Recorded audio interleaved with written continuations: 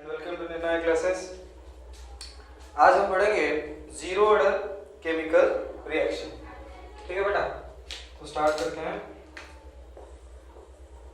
Zero order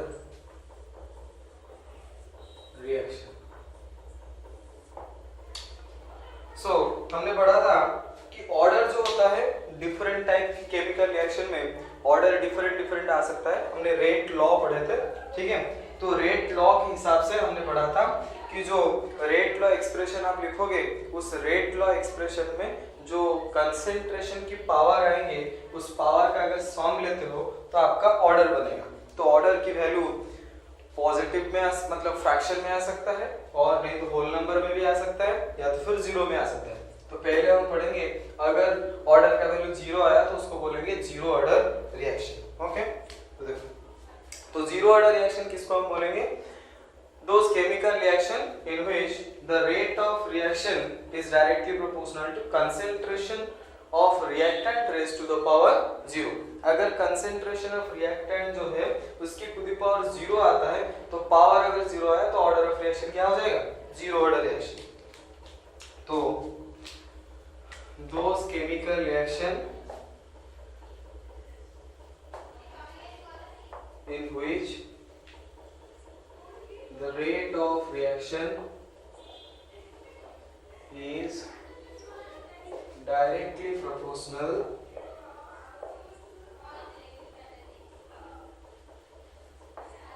to the concentration of reactant raised to the power 0 are called as zero order reaction। Okay, so let us take a hypothetical reaction। A gives product। हमने बोला कि एक A है reactant है, उसने product बनाया, तो at time t is equal to 0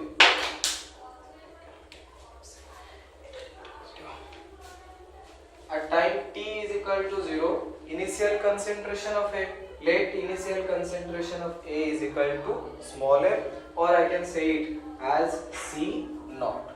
So at time t is equal to 0, the concentration of product will be 0, because at initial time there will be no product, only reactant will be present। At time t second, the concentration of reactant will decrease, and simultaneously the concentration of product will increase। I am taking the concentration of reactant decreases by x and product will be formed by x amount, or this will be also regarded as concentration at time t। So after that is A gives product at time t is equal to 0, I have taken that there is A amount of A, or I can say this the concentration at time t, or it is represented as C naught। Simultaneously at time t is equal to 0, there will be no product, so the amount of product is equal to 0। At time t second, reactant will decreases by x amount and product will be formed by x amount। So at time t second, the concentration of reactant will be equal to A minus x, or I can say it as concentration at time t, and at time t second the amount of product will be x। So according to rate law, this is a zero order reaction। So according to rate law,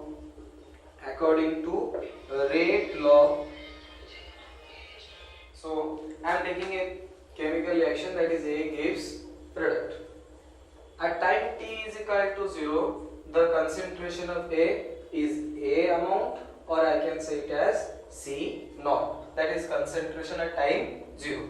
At time t is equal to 0, that means initial time there will be no product, so there will be no product at initial time। At time t second, the amount of reactant will decrease, simultaneously the amount of product will be increased। So I can say that the amount of reactant decreases by x amount and the product increases by x। So A minus x will be the concentration of reactant at time t, or I can say it as Ct। and at time t second the amount of product is equal to x according to zero order reaction. So it is, if this is a zero order reaction, then according to rate law,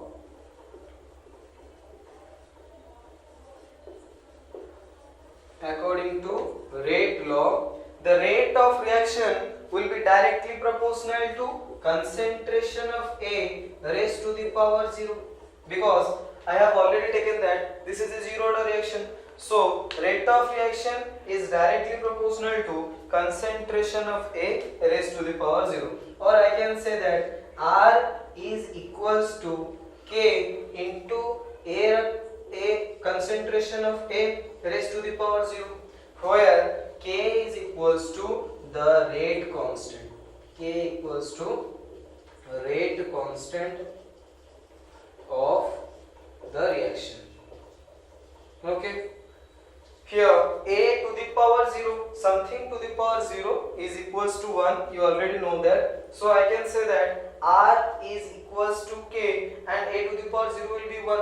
So implies that R will be is equals to K. And here I can say that rate of reaction is equal to the rate constant of the chemical reaction.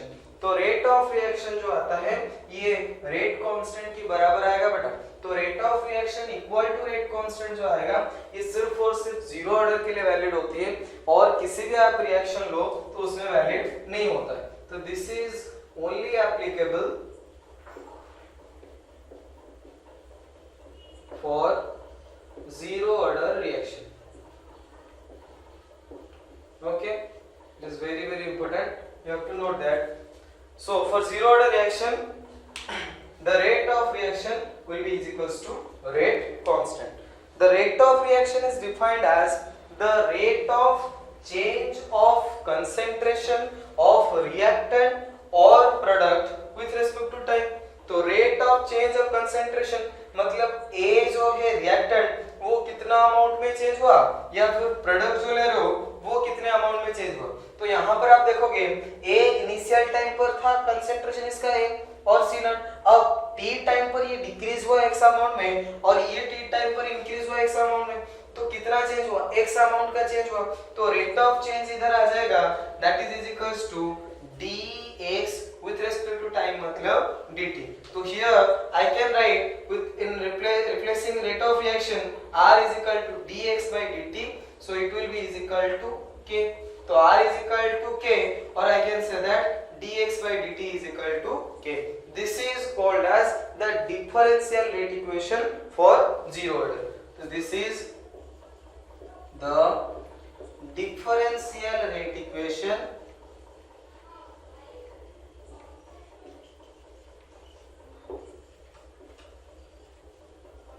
for zero order. Okay. तो यहाँ तक हमने देखा कि अगर कोई zero order reaction होता है तो जीरो ऑर्डर रिएक्शन में रेट ऑफ रिएक्शन जो होता है, rate of reaction directly proportional to concentration raise to the power 0 आता है. तो यहाँ पे हमने डिराइव भी किया कि R is equal to K, A का कंसेंट्रेशन टू द पावर 0, और फाइनली हमें मिला कि R will be equals to K, और इसका अगर आप डेरिवेटिव फॉर्म से लिखोगे तो dx by dt will be equals to K. This is the differential rate equation for zero order chemical reaction. Okay. तो हमने देखा कि dx by dt is equal to आ जाएगा K. अब इसके बाद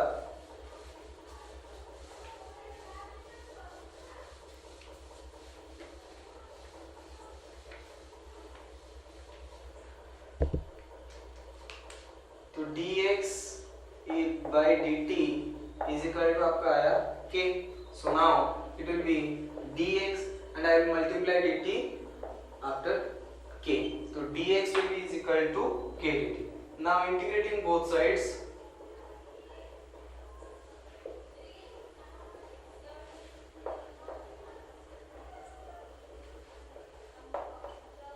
integration of dx will be is equal to integration of K dt. So integration of dx will be is equal to x integration of K dt. So K is the rate constant, तो K integration of dt ये बाहर आ जाएगा क्योंकि constant होता है. तो Ax will be is equal to K integration of dt will be equal to T. तो this will be Kt plus C. concentration constant and this is our equation A. Okay, so ये हमारा निकला कि x is equal to kt plus c. अगर मैं बोलूं time t is equal to 0, जब आपका इनिशियल टाइम था तो आपके पास x जो था, x का अमाउंट कितना था? तो इनिशियल टाइम पर x होता है अमाउंट ऑफ रिएक्टेंट डिक्रीज और अमाउंट ऑफ प्रोडक्ट फॉर्म. तो इनिशियल टाइम पर आपका x का वैल्यू 0 होता है बेटा. इनिशियल टाइम पर ना ही रिएक्टेंट डिक्रीज होता है ना ही प्रोडक्ट फॉर्मेशन होता है. तो at time t is equal to 0, x is also is equal to 0. Now putting these values,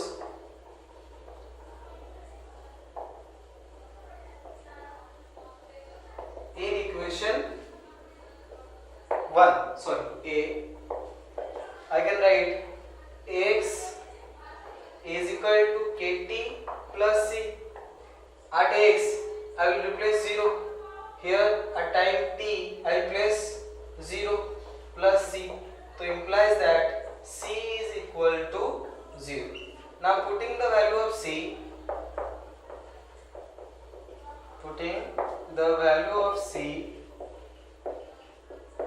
in equation A. अगर मैं इक्वेशन A में क्या करता हूँ, ये c का वैल्यू पुट अप करता हूँ. तो c का वैल्यू मेरा क्या आया? 0 है. तो अगर c का वैल्यू इधर पुट अप करूंगा तो मेरा आ जाएगा x will be is equal to k into t. तो x is equals to kt बेटा. तो k जो होता है that is the rate constant and it is always constant for a chemical reaction. So I can say that implies that x is directly proportional to time t. Okay, now both side में मैं क्या करूंगा, a से minus करूंगा. So a minus x is equal to a minus kt. मैंने दोनों को क्या किया, बोथ साइड में a से माइनस करवा दिया. ये हो गया a माइनस x, ये क्या हो गया a माइनस kt. तो a माइनस x जो होता है हमने पहले से लिखा था, a minus x is equal to concentration of reactant at time t. So I will write it that ct and A जो होता है initial concentration, so it will be as C not. तो Ct is equal to C naught minus Kt. So this is the expression for concentration at a time t for a zero order reaction. तो time t पर आपका कितने amount का concentration होगा reactant का, वो निकालने के लिए ये फॉर्मूला आपको यूज करना पड़ता है. तो एट टाइम t कंसंट्रेशन कितना आएगा, ये फॉर्मूला आपका होगा. ठीक है, तो इधर Ct इज इक्वल टू आपका आ गया C नॉट माइनस Kt. तो ये जो जीरो ऑर्डर रिएक्शन होगा बेटा, जीरो ऑर्डर रिएक्शन में मैं बोलूंगा जब टाइम ऑफ कंप्लीशन आएगा. टाइम ऑफ कंप्लीशन का मतलब ये हुआ है कि जब रिएक्टेंट बिल्कुल कंप्लीटली खत्म हो जाएगा. तो रिएक्टेंट जब कंप्लीटली खत्म हो जाएगा मतलब जब रिएक्शन कंप्लीट होगा तो उस टाइम पर 8 time of completion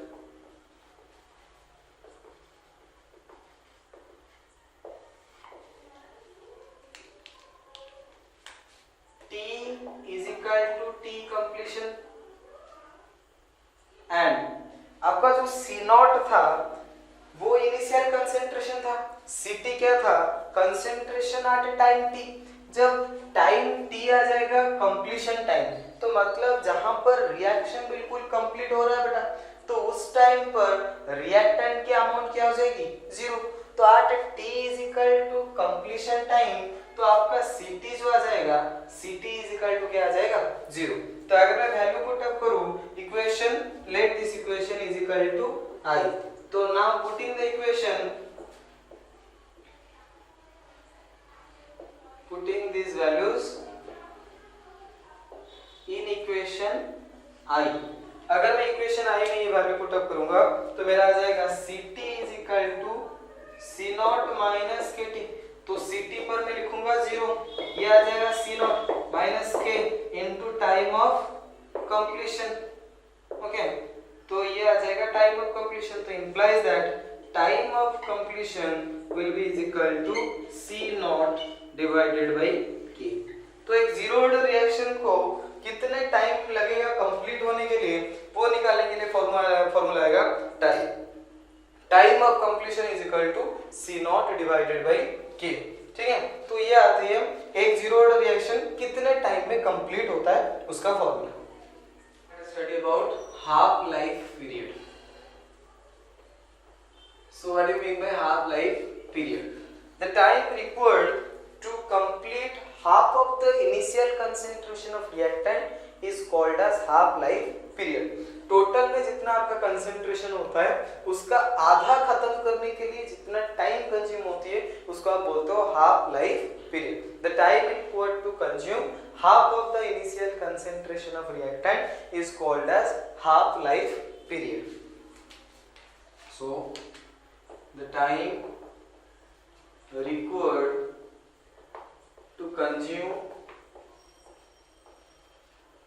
half of the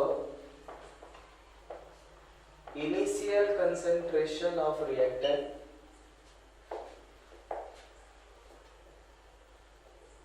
is called as half life period. Okay, now so हमने बोला कि इनिशियल कंसेंट्रेशन जितना होगा उसका आधा खत्म होने के लिए जितना टाइम लगेगा, लेकिन नॉर्मल जो बच्चे सोचते हैं उनको लगता है कि टोटल टाइम जितना है उसका आधा कर दो that is equal to half life period. ये नहीं होता, टोटल टाइम का आधा हो भी सकता है या तो उससे ज्यादा भी हो सकता है हाफ लाइफ पीरियड या तो उससे कम भी हो सकता है हाफ लाइफ पीरियड। तो ये दिमाग में बैठा के चलो कि जितना खत्म होना 50% खत्म होने के लिए जितना टाइम लगेगा उसको आप बोलोगे हाफ लाइफ पीरियड। तो मैं बोल रहा हूँ 50% कंज्यूम हो जाएगा, तो अगर 50% कंज्यूम हो गया तो बाकी कितना बचेगा 50%। तो जब टाइम इज इक्वल टू आ जाएगा टी हाफ मतलब हाफ लाइफ पीरियड, तो वहां पर सीटी कंसेंट्रेशन जो आएगा सीटी इज इक्वल टू क्या बन जाएगा इनिशियल कंसेंट्रेशन का हाफ, क्योंकि आधा तो आपको बिल्कुल खत्म हो गया। ओके, तो now putting this values in equation Ct is equal to C naught minus Kt. So here Ct will be is equal to C naught by 2. It will be C naught minus K into T half for zero order reaction. Okay, so C naught by C naught minus C naught by 2 it will be equal to K into T half. So implies that T half is equal to C naught by 2K. This is the expression for half life period for zero order reaction. This is the expression for half life period for zero order reaction. तो जो zero order reaction होता है उस zero order reaction में half life period का value आ जाएगा T half will be equal to C naught by 2k। तो यहाँ पर जो हाफ लाइफ पीरियड आता है बेटा, यहाँ पर half life period will be is equal to क्या आ जाएगा, sorry half life period will be directly proportional to आ जाएगा इनिशियल कंसेंट्रेशन ऑफ रिएक्टेंट, क्योंकि ये तो 2 तो क्या है कांस्टेंट है, k भी क्या है कांस्टेंट है, तो t हाफ आ जाएगा directly proportional to c not. तो मतलब half life period will be directly proportional to initial concentration of reactant. आपका इनिशियल कंसेंट्रेशन ज्यादा तो हाफ लाइफ पीरियड ज्यादा। इसका मतलब ये है कि अगर आपने ज्यादा अमाउंट का रिएक्टेंट ले रखा है तो उसको खत्म करने के लिए भी ज्यादा टाइम लगेगा। अगर आप कम अमाउंट का कंसेंट्रेशन ले रखे हो उसको खत्म करने के लिए कम टाइम लगेगा।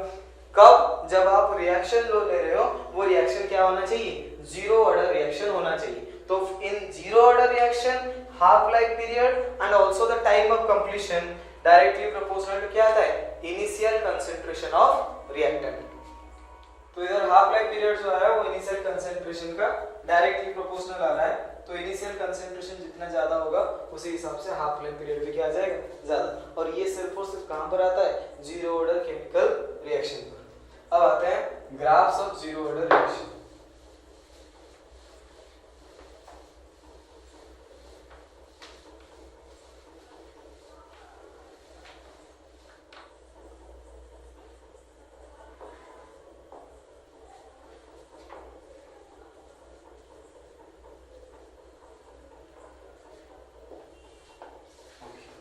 तो जीरो ऑर्डर रिएक्शन के लिए कुछ ग्राफ्स होते हैं। पहली चीज जीरो ऑर्डर में हमने पहला पढ़ा बेटा कि जो x होता है वो डायरेक्टली प्रोपोर्शनल आता है t के बराबर, ठीक है।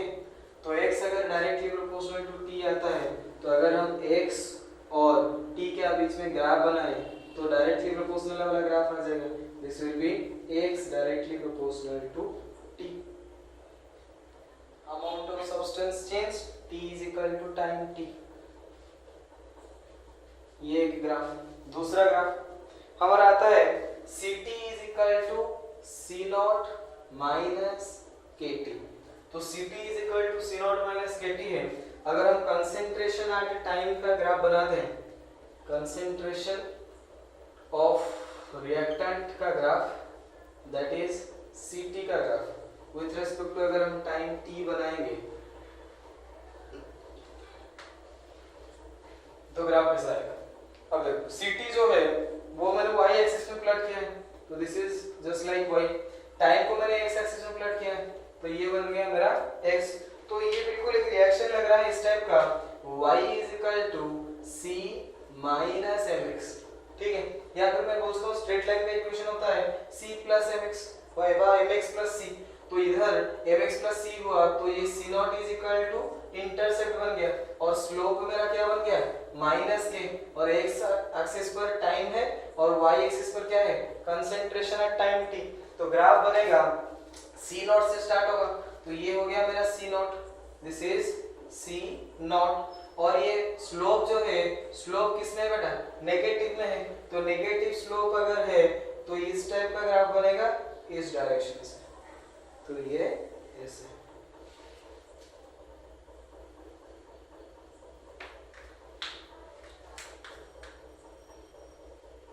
ठीक है, so this will be the graph for Ct is equal to C naught minus Kt. और ये जो आपका स्लोप बना, this slope m is equal to किसके बराबर आएगा माइनस k. मतलब जो आपका रेट कांस्टेंट आएगा negative of rate constant will be the slope. तो ये आ जाएगा जीरो ऑर्डर का ग्राफ. उसके साथ साथ हमने और एक पढ़ा t हाफ जो आया, t half directly proportional to concentration. तो अगर आप हाफ लाइफ टाइम पीरियड और कंसंट्रेशन के बीच में ग्राफ बनाओगे तो ग्राफ ऐसा आएगा t half directly proportional to concentration. ठीक है, तो ये कुछ ग्राफ होते हैं जीरो ऑर्डर रिएक्शन के. जीरो ऑर्डर रिएक्शन में x होता है वो डायरेक्टली प्रोपोर्शनल टू t आता है, तो हम लिख सकते हैं x directly proportional to t के लिए ग्राफ इस टाइप का, और नहीं तो कंसंट्रेशन एट टाइम t और कंसंट्रेशन ऑफ रिएक्टेंट का graph with respect to time जो आ जाएगा वो इस तरह का ग्राफ आएगा. तो यहाँ पर ये इनिशियल कंसंट्रेशन था c नॉट, धीरे धीरे विद रिस्पेक्ट टू टाइम में डिक्रीज करता गया. ये ग्राफ हमें यहाँ से मिले स्ट्रेट लाइन ग्राफ बनेगा और ये नेगेटिव स्लोप है तो इसीलिए ये इस तरह का डिक्रीजिंग ग्राफ बनेगा. अब उसके बाद हाफ लाइफ पीरियड जो आता है ये directly proportional to initial concentration आता है. तो हाफ लाइफ पीरियड का अगर हम ग्राफ बनाएंगे इस तरह का तो वो स्ट्रेट लाइन ग्राफ है. ठीक है, तो ये आता है जीरो ऑर्डर रिएक्शन में इतने सारे आपका ग्राफ है. So let us now study about the first order reaction. Okay. So now the first order reaction. So what do you mean by first order chemical reaction? Those chemical reaction in which the rate of reaction is directly proportional to concentration raised to the power 1 is equal to the first order chemical reaction. So those chemical reaction in which the rate of reaction is directly proportional to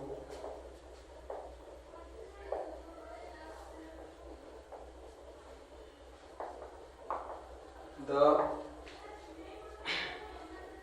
concentration of reactant raised to the power 1 is called as first order reaction.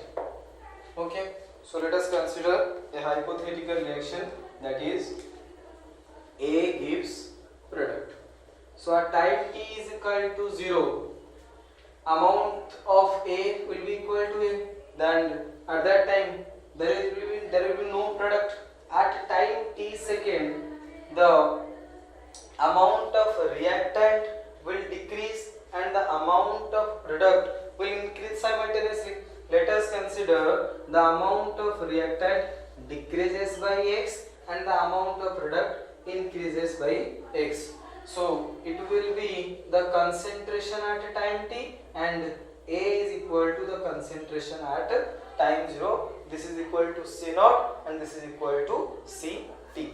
तो according to rate law, अगर हम rate law की बात करेंगे तो rate law के हिसाब से according to rate law are directly proportional to A का कंसेंट्रेशन टू दी पावर आ जाएगा 1. ए का कंसेंट्रेशन टू दी पावर कितना आएगा बेटा 1, क्योंकि ये आपका क्या है फर्स्ट ऑर्डर रिएक्शन है. तो R directly proportional to A का concentration to the power 1. So I can write it as R is equal to K. A का concentration at time t second, the concentration of A is equal to A minus x. So I can write it A minus x to the power 1. So implies that R is equals to K into A minus x. So here R is equal to rate of reaction. So the rate of reaction is defined as the rate of change of concentration of reactant or product with respect to time. So I can write it as R is equal to rate of change of concentration. So here concentration is changed by x amount and also product is changed by x amount. So rate of change of concentration is equal to dx. So at R I can write it dx. So rate of change with respect to time. So it will be dx by dt is equal to k into a minus x, or this will be dx by a minus x is equals to k dt. This is the differential rate equation for first order chemical reaction. This is the differential rate equation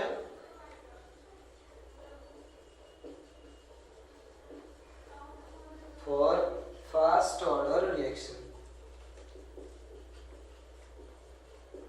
Okay, so dx by a minus x is will be equal to k dt. ये बन जाएगा आपका differential rate equation for first order chemical reaction.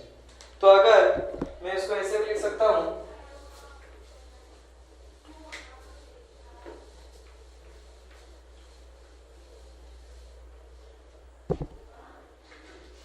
dx divided by a minus x is equal to k dt.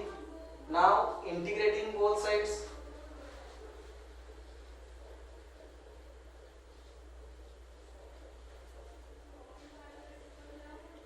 integration of dx by a minus x is equal to integration of k dt. So integration of dx by a minus x is equal to minus ln a minus x. Integration of k dt will be equal to kt plus c. Okay, so this is the equation A. At time t is equal to 0, at time t is equal to 0, जब आपका time t is equal to 0 होता है बेटा, तो x का amount कितना आएगा 0, क्योंकि ना ही रिएक्टेंट डिक्रीज होगा ना ही आपका प्रोडक्ट फॉर्मेशन हुआ होगा. So at time t is equal to 0, x is equal to 0. Now putting these values in equation A.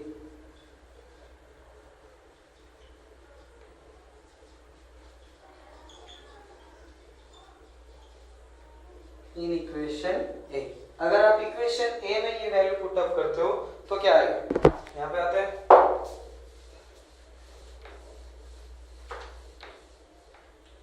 So minus ln a, x की जगह में क्या डालूंगा बेटा 0, तो a minus 0 is equal to k. t की जगह में क्या डालूंगा 0, k इंटू 0 प्लस c. तो implies that minus ln a is equal to c. तो यहाँ से आपको c का वैल्यू मिला. ना putting the value of c in equation a, हम वहां से c का वैल्यू लेंगे, इस इक्वेशन a में पुट अप करेंगे. Now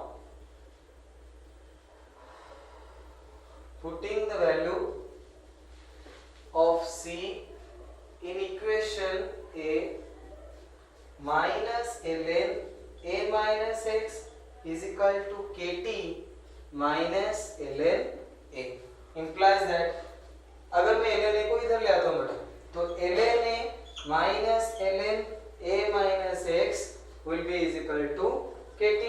So implies that ln A minus ln B is equal to आता है ln A by B. So here ln A minus ln A minus x will be equal to ln A by A minus x is equal to KT. Now implies that ln A by A minus x, I can write it 2.303 log A by A minus x. अगर आप ln को log में convert करना चाहते हो तो आपको क्या करना पड़ता है 2.303 मल्टीप्लाई करना पड़ता है तो ln A by A minus x बन जाएगा 2.303 log A by A minus x is equals to KT. Okay, so now K is equal to 1 by T into 2.303 log A by A minus x. So this is the expression for rate constant of zero order first order reaction. तो अगर आपको first order reaction का rate constant की value निकालना होता है उसके लिए फॉर्मूला आता है K is equal to 1 by T into 2.303 log A by A minus x. ठीक है? ओके. सो K जो आया आपका वो आया 1 by T into 2.303 log A by A minus x. अब इसको ऐसे भी लिख सकते हो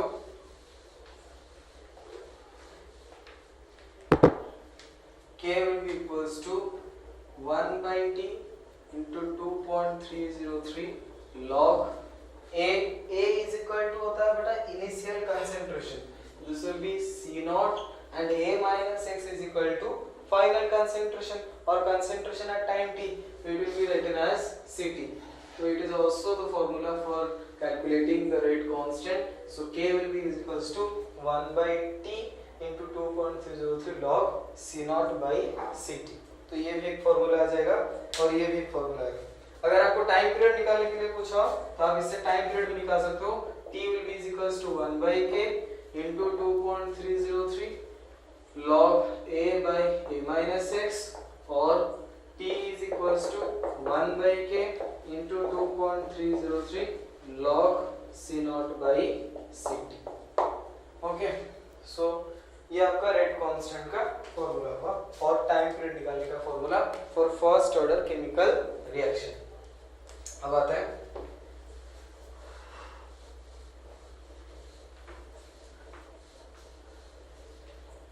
यहाँ पर हमने लिखा था ln A by A minus x is equal to KT. इसको मैं फिर से लिखता हूँ ln A by A minus x is equals to KT. अगर मैं यहाँ से ln हटा दूँ तो ये बन जाएगा पहले लिखते हैं ln A by A minus x. A is equal to आएगा बेटा initial concentration that is equal to C naught. A minus x is equal to final concentration. वो बन जाएगा हमारा क्या concentration at time t that will be equal to Ct. तो ln C naught minus Ct will be is equals to KT.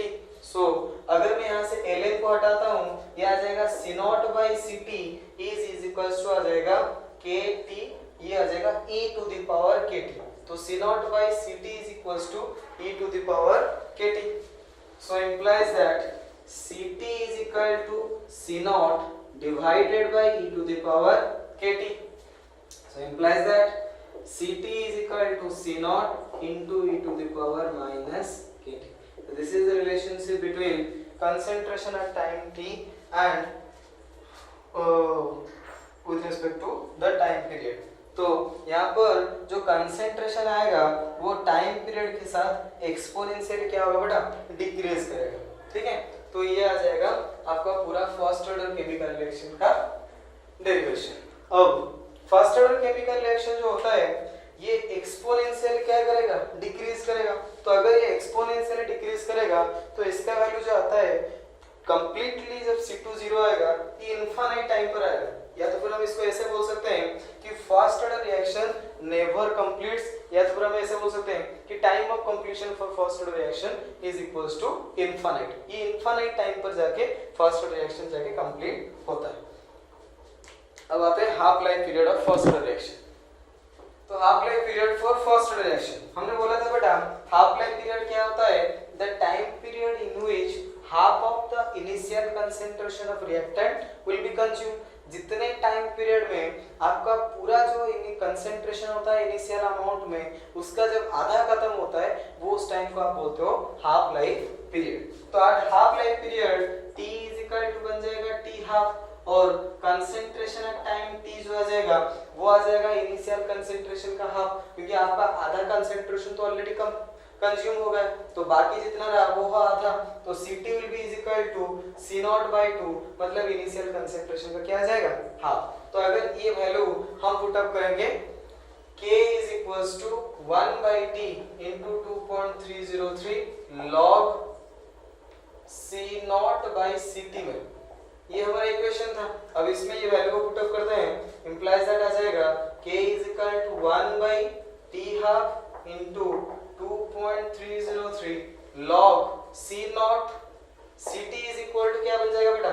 C0 divided by 2, so this is equal to C0 divided by 2, implies that K is equal to ये बन जाएगा 2.303 into log 2 divided by T half, implies that K will be is equal to 2.303 log 2 is equal to आता है बेटा 0.30 divided by T half, so K is equals to 0.693 divided by T half। तो ये rate constant का दूसरा formula K is equal to आ जाएगा 0.693 by T half, और मैं लिख सकता हूँ आपका हाफ लाइफ पीरियड जो आएगा that is equals to 0.693 divided by K। ये आ जाएगा आपका हाफ लाइफ पीरियड का फॉर्मूला, और अगर आप K निकालना चाहते हो वो भी हाफ लाइफ पीरियड के रेस्पेक्ट में निकाल सकते हो, that will be equals to 0.693 divided by K। Okay, यहाँ पर एक बात देखो, जो हाफ लाइफ पीरियड होता है ये हाफ लाइफ पीरियड आता है 0.693 डिवाइडेड बाय K। 0.693 भी कांस्टेंट है, K भी क्या होता है? कांस्टेंट होता है। अगर दोनों कांस्टेंट हैं तो यहाँ पर half life period initial concentration के ऊपर डिपेंड नहीं करेगा। हाफ लाइफ पीरियड हरदम क्या रहेगा बेटा? कांस्टेंट रहेगा। आपका इनिशियल कंसंट्रेशन कुछ भी हो, ये फर्स्ट ऑर्डर की केमिकल रिएक्शन की जो हाफ लाइफ पीरियड होती है वो कभी चेंज नहीं होती। तो यहाँ पर एक सबसे इंपॉर्टेंट नोट आप लिखो कि half life period of first order reaction is independent of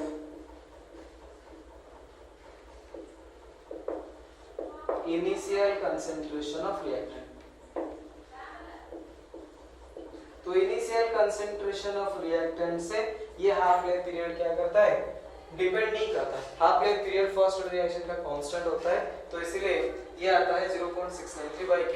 it is independent of initial concentration of reactant. लेकिन जब आप जीरो ऑर्डर केमिकल रिएक्शन लेते हो तो उसमें half life period is directly proportional to आता है इनिशियल कंसंट्रेशन ऑफ रिएक्टेंट। ठीक है, तो in zero order chemical reaction half life period is directly proportional to initial concentration of reactant, but in first order chemical reaction half life period is independent to the initial concentration of reactant। Done। Graph for the first order chemical reaction, graphs of first order reaction।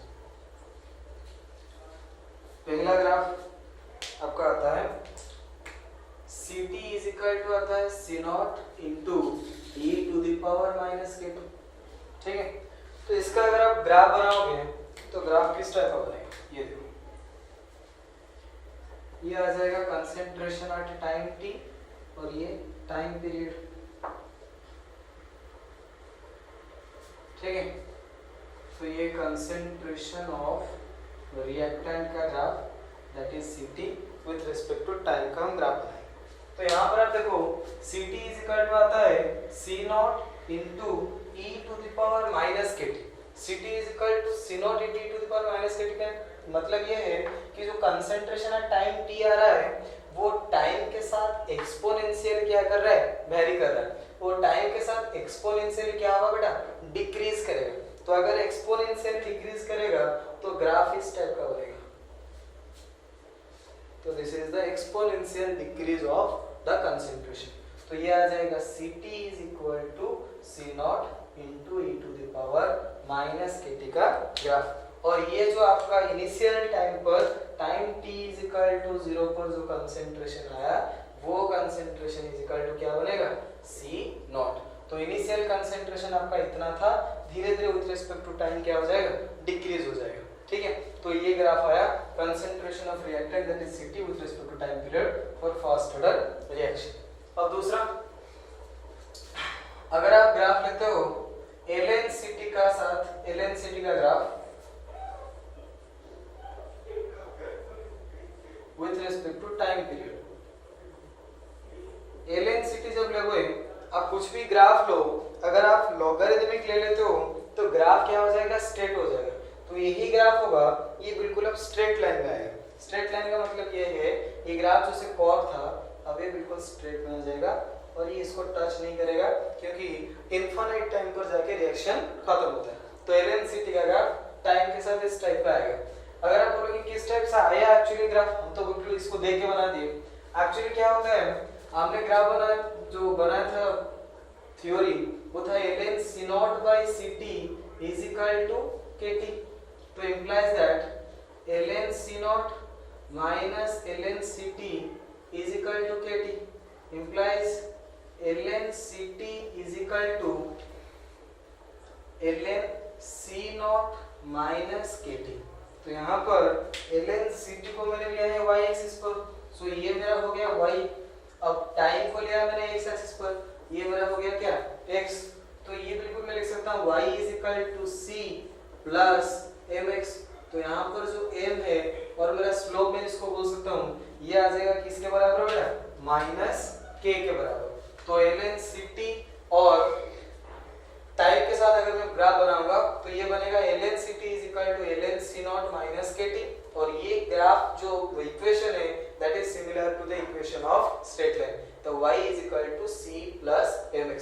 तो इसको अगर मैं graph बनाऊंगा तो पहले c आ जाएगा intercept on y axis, तो intercept on y axis is equal to ln C not. तो ये बराबर आ जाएगा किसके बराबर, ln C नॉट के बराबर। तो ये आ जाएगा ln C नॉट और स्लोप आ जाएगा माइनस के। तो ये जो मेरा स्लोप बना, slope is equal to m is equal to किसके बराबर आ जाएगा बेटा, माइनस के।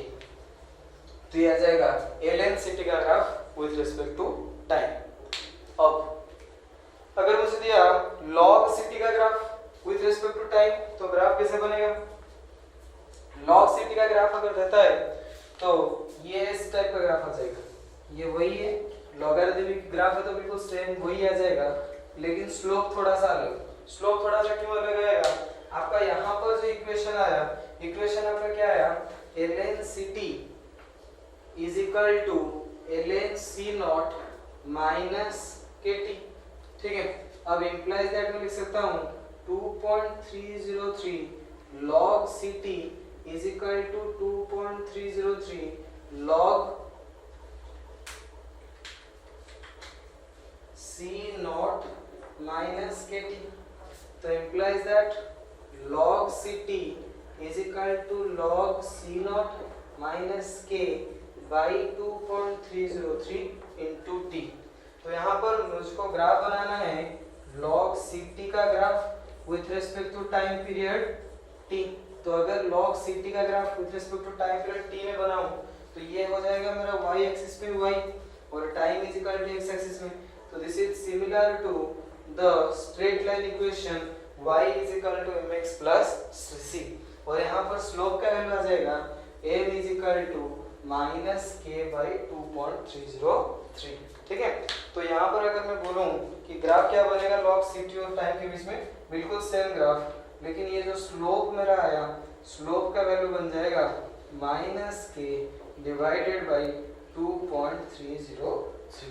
ठीक है, तो ये log Ct का graph with respect to time period t provide करेगा time half life time period का graph with respect to concentration.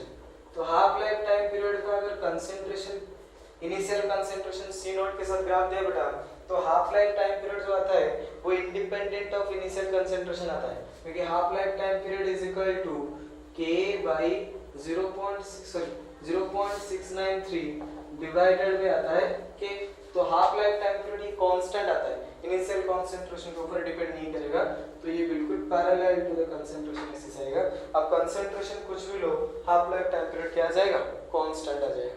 ठीक है, तो ये आएगा graphs for the first order chemical reaction. देखते हैं rate constant.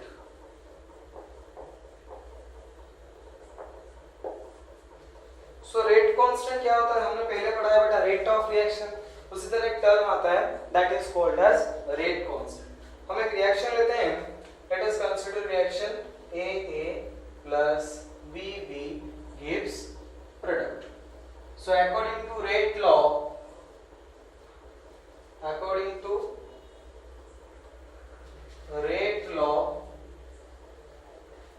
rate of reaction is directly proportional to A का concentration into B का concentration। तो A का concentration to the power कुछ भी आ सकता है और B का concentration to the power कुछ भी आ सकता है, क्योंकि हम कौन सा लॉ ले रहे हैं, रेट लॉ। तो रेट लॉ के हिसाब से R directly proportional to A का concentration कुछ भी पकड़ लो अल्फा और B का concentration to the power beta. So implies that आ जाएगा R इज इक्वल टू, अगर मैं यहाँ से प्रोपोर्शनलिटी टर्म हटाऊंगा तो मुझे कांस्टेंट जोड़ना पड़ेगा, तो R is equal to K into A का concentration to the power alpha into B का concentration to the power beta. So now on R is equal to K। अच्छा, ये होता है A का कंसेंट्रेशन और B का कंसेंट्रेशन, दोनों का कंसेंट्रेशन आता है बेटा। तो अगर मैं लूंगा A का concentration is equal to 1 unit and B का concentration is equal to 1 unit, तो हम दोनों का कंसेंट्रेशन पहले 1 यूनिट लेते हैं। तो now let concentration of A and concentration of B is equals to 1। तो इसका कंसेंट्रेशन अगर 1 हुआ तो 1 to the power alpha is equal to 1 to the power beta is also equals to 1, so it implies that R will be is equals to K। ठीक है, तो यहाँ पर रेट कांस्टेंट की अगर आपको डेफिनेशन पूछे तो रेट कांस्टेंट की डेफिनेशन क्या आएगा, the rate constant of a reaction is defined as the rate of reaction when concentration of each reactant is equals to unit। नहीं तो फिर आप ऐसे बोल सकते हो कि each reactant have unit concentration, तो ये आ जाएगा आपका रेट कांस्टेंट का डेफिनेशन। तो अगर मुझे डेफिनेशन पूछे तो डेफिनेशन ये आएगा, the rate constant of a reaction is defined as the rate of reaction of a chemical change in which all the reactants have unit concentration। ठीक है, तो रेट कांस्टेंट क्या होता है बेटा, rate constant is equal to होता है actually rate of reaction, लेकिन कब होगा, जब आपका जितने रिएक्टेंट आप लोगे वो रिएक्टेंट का कंसेंट्रेशन क्या आ जाए, यूनिट कंसेंट्रेशन। तो अगर यूनिट कंसेंट्रेशन आता है तभी आप बोल सकते हो कि rate of reaction is equal to क्या बनेगा, रेट कांस्टेंट। ठीक है, मैं आपको ये बता देता हूँ, रेट कांस्टेंट अगर यूनिट कंसेंट्रेशन नहीं है रिएक्टेंट का तो rate constant is not equal to rate of reaction होता है, लेकिन एक रिएक्शन होता है जीरो ऑर्डर रिएक्शन जिसमें rate of reaction is equal to क्या होता है, रेट कांस्टेंट। ठीक है, तो ये आपका आ गया रेट कांस्टेंट। तो रेट कांस्टेंट जो होता है, rate constant does not depend upon the concentration of reactant। आप कोई भी concentration of reactant low, rate constant उसके ऊपर डिपेंड नहीं करता बेटा, ये कांस्टेंट रहता है। लेकिन रेट कांस्टेंट जो होता है it only depends upon temperature, ये सिर्फ और सिर्फ डिपेंड किसके ऊपर करता है, टेम्परेचर के ऊपर करेगा, कभी भी रेट ऑफ रिएक्शन के ऊपर डिपेंड सॉरी कभी भी कंसंट्रेशन के ऊपर डिपेंड नहीं करता। तो देखते हैं unit of rate constant. Rate constant की यूनिट क्या है, देखो आपका अगर हम एक रिएक्शन लेते हैं A plus B B gives product, तो अकॉर्डिंग टू रेट लो ये आया R is equals to A to the power alpha and B to the power beta. तो R is equal to K, A का concentration to the power alpha and B का concentration to the power beta. अब मैं इसको ऐसे लिख सकता हूँ R is equal to K। अब ये कंसंट्रेशन टर्म है, ये भी कंसंट्रेशन टर्म है, दोनों को मल्टीप्लाई करूंगा वही कंसंट्रेशन आएगा। तो R is equal to concentration to the power, ये दोनों क्या हो जाएंगे बेटा 8 हो जाएंगे। तो ये बनेगा R is equal to concentration to the power alpha plus beta. Alpha plus beta मतलब कुछ नंबर होता है, ये जो रेट लॉ एक्सप्रेशन में जो कुछ भी नंबर आता है मतलब पावर आता है, उसको जब ऐड करते हो क्या बनता है ऑर्डर बनता है, तो वो हो जाएगा ऑर्डर ऑफ रिएक्शन। तो R is equal to K into concentration to the power n, where n is equals to order of reaction.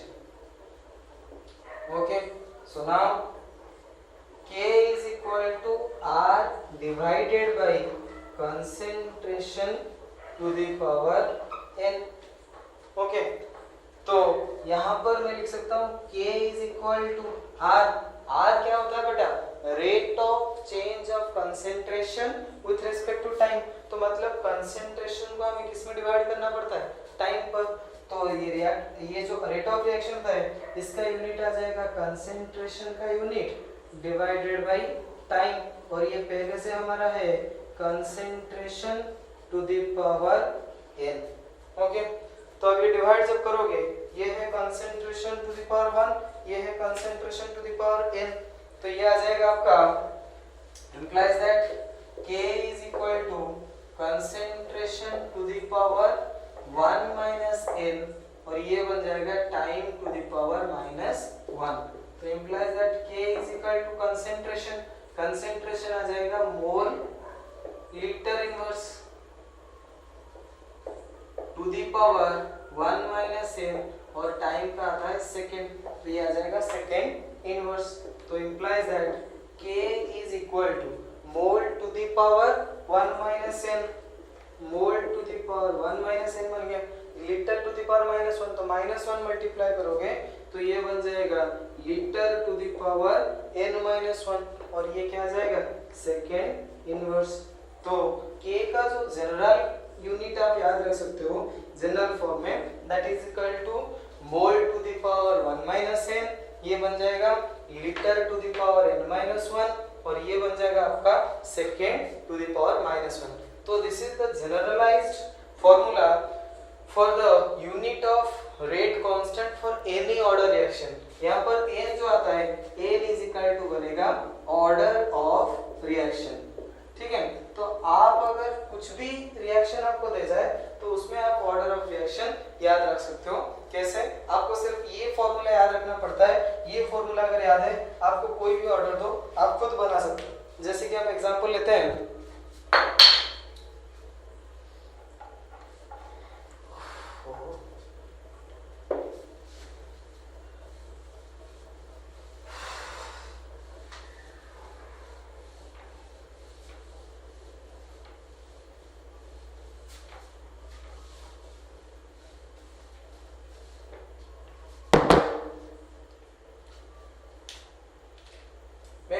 Zero order reaction, तो जीरो ऑर्डर रिएक्शन जो आता है, जीरो ऑर्डर रिएक्शन में rate constant का unit क्या आएगा, तो zero order reaction में n इज इक्वल टू 0।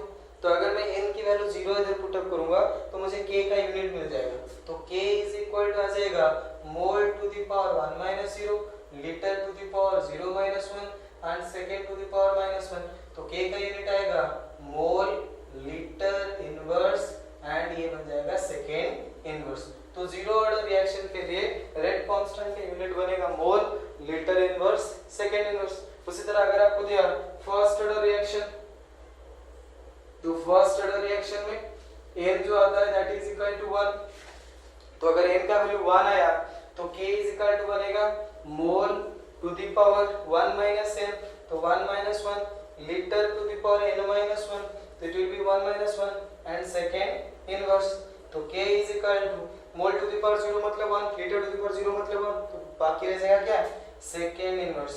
तो for zero order reaction, sorry first order reaction unit of K will be is equal to second inverse. अगर मैं बोलूं सेकेंड ऑर्डर रिएक्शन, तो सेकेंड ऑर्डर रिएक्शन के लिए n जो आ जाएगा दैट इज इक्वल टू बनेगा 2। तो फॉर सेकेंड ऑर्डर रिएक्शन के लिए n इज इक्वल्स टू 2। अगर n इज इक्वल्स टू 2 तो K is equal to mole to the power 1 minus n।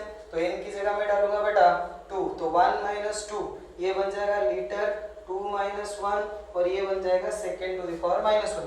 तो K is equal to mole to the power minus 1 और ये बन जाएगा litre to the power 1 और ये आ जाएगा सेकेंड का इनवर्स।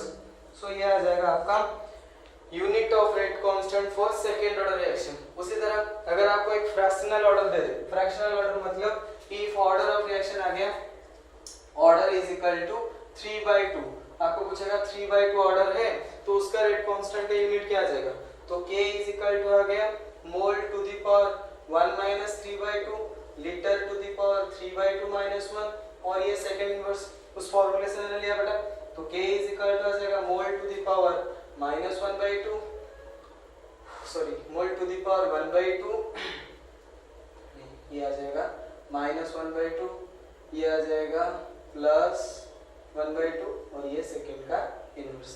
तो ये आ जाएगा आपका unit of rate constant for the reaction having order 3/2। तो डिफरेंट ऑर्डर ऑफ रिएक्शन आपको दे रखा है, उसमें रेट कांस्टेंट की यूनिट जो पूछेगा आप इस जनरलाइज्ड फार्मूले से याद रख सकते हो। तो ये जो फार्मूला है बहुत ही इंपॉर्टेंट फार्मूला है, तो ये बेटा MTR में मार्क कर देता हूँ। दैट मींस मुझे तो रटना है, इसको बिल्कुल आप रटना कि K इज इक्वल टू आ जाएगा mole to the power 1 minus n litre to the power n minus 1 and second inverse. ये फॉर्मूला अगर आपको याद है आप किसी भी कोई भी रिएक्शन दे उसका ऑर्डर आप निकाल सकते हो। एक्चुअली जो आपको न्यूमेरिकल्स प्रोवाइड करते हैं वहां पे आपको बताएगा नहीं कि जीरो ऑर्डर रिएक्शन था कि फर्स्ट ऑर्डर रिएक्शन था कि सेकंड ऑर्डर, वहां पे आपको बस रेट कांस्टेंट देगा।